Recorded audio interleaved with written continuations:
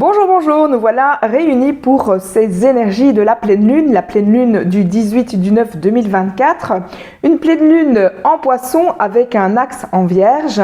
Alors, la vierge c'est la structure, l'organisation, c'est un peu la même chose que ces énergies de cette année 8 puisque nous sommes en 2024, 2 plus 2 plus 4 égale 8, qui vont nous appeler une structure, mettre de l'ordre, un cadre, et puis bien ici ce 18, eh bien c'est ça beaucoup plus fort, avec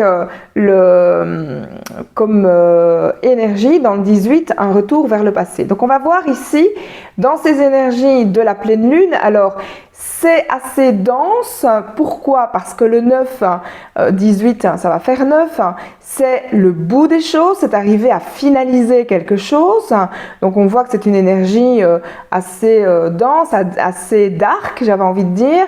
Et puis c'est une super pleine lune et en plus il y a une éclipse partielle. Donc vous voyez, ça va travailler beaucoup sur le passé, sur nous faire voir certaines choses et notamment nous mettre en conscience ce qui est inconscient. Donc il y a vraiment une invitation à lâcher prise, à faire le bilan, et donc on va voir aussi qu'il y a cette mise en lumière justement sur tous ces schémas qui sont récurrents, qui tournent, qui bloquent, qui reviennent tout le temps, parfois de génération en génération et ou de vie en vie, et nous demandent justement d'être travaillés, donc de faire la lumière sur ces schémas pour pouvoir aller vers du nouveau. Donc là on est comme enfermé, où on va ouvrir justement, ça dépend si on a peur de l'inconnu. Alors l'inconnu fait peur certes, mais il ne doit pas nous emprisonner, nous cloisonner,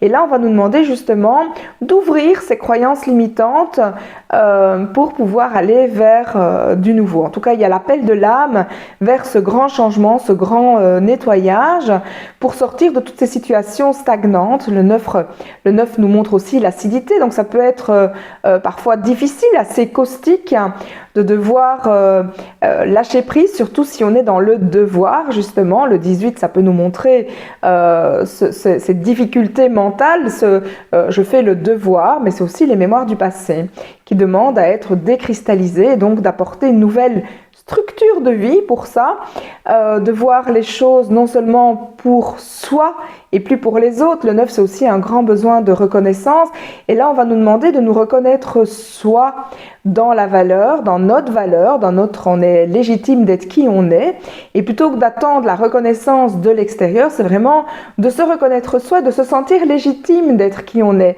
d'être dans cette lumière, de voir aussi toutes ces opportunités pour briller, pour réussir aussi.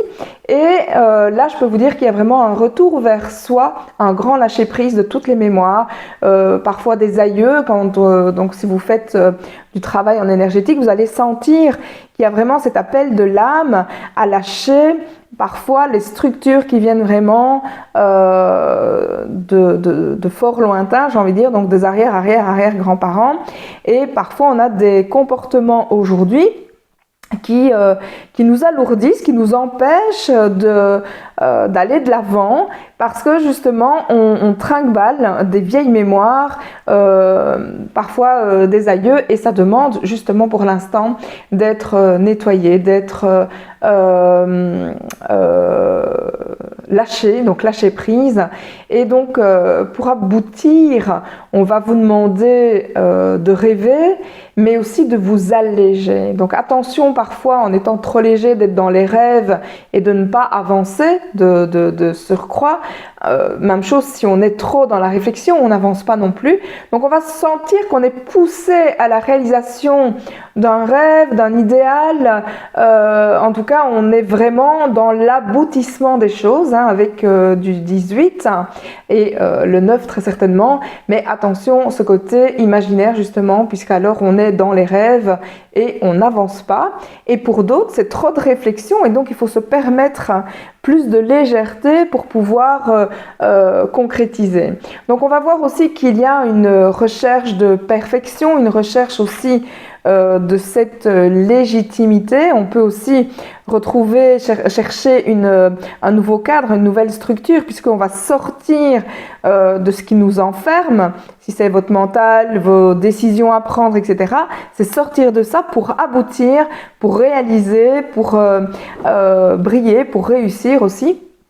Et donc, sortir de son mental et aller vers le lâcher prise. Et donc pour ça, c'est ne plus avoir peur. Alors je vois beaucoup de peur, d'anxiété, de croyances aussi, des croyances limitantes. Et ça va nous enfermer justement plutôt que d'ouvrir. Et avec ce 9, il y a un appel vers l'étranger, donc sortir de ce qu'on connaît justement. Donc c'est se sentir aussi légitime d'être qui on est en se reconnaissant dans qui nous sommes, avec un lâcher prise, d'aller vers l'inconnu, d'oser l'inconnu. Et je peux vous dire que derrière vos plus grandes peurs, il y a les plus grandes réussites. Ce que j'ai eu moi-même il y a maintenant 7 ans, quand j'ai voulu faire le grand pas d'être indépendante, j'avais très très peur. Et je peux vous dire que là, j'ai abouti dans mes rêves, dans qui j'avais envie d'être et d'incarner. Donc tout ça, c'est possible. Il suffit, les grands rêves, les grandes réalisations, ça passe d'abord par un grand rêve, mais mettre de l'action derrière. Donc c'est ce qu'on nous demande ici, c'est d'aboutir. Donc tout ce que vous avez rêvé va aboutir, et pour d'autres, c'est d'ouvrir ses peurs, ses croyances pour aller vers autre chose. Sinon, vous allez vous refermer dans votre cocon, vous mettre à réfléchir, et parfois c'est bien de se mettre en retrait pour revenir dans ses énergies, pour retrouver une structure, quelque chose de différent, pour qu'on puisse alors lâcher prise. Donc ouvrez tous les blocages, ouvrez les limitations, ouvrez vos croyances. Donc c'est le moment maintenant d'arrêter de stagner et d'aller plutôt vers cette lumière. Le 9, c'est quelque chose de très très lumineux. Et sinon, c'est un côté parano, puisqu'on est tout le temps dans les peurs, dans les croyances, et là, rien va se passer. Donc, imaginez, si vous imaginez que ça bloque, ça va bloquer. Donc, c'est vraiment imaginer cette lumière vers laquelle vous allez entrer, faire la lumière aussi sur vos croyances, vos objectifs, vos difficultés, pour pouvoir les lâcher et aller vers votre idéal en fait. Et là, c'est reconnecter avec cette flamme intérieure, cette énergie qui demande du temps. Avec le 9, il faut parfois du temps, mais ça vient mettre vraiment des bases solides, construire cette nouvelle structure, votre nouveau vous, quelque part, avec ce lâcher-prise, pour accueillir justement les surprises de la vie.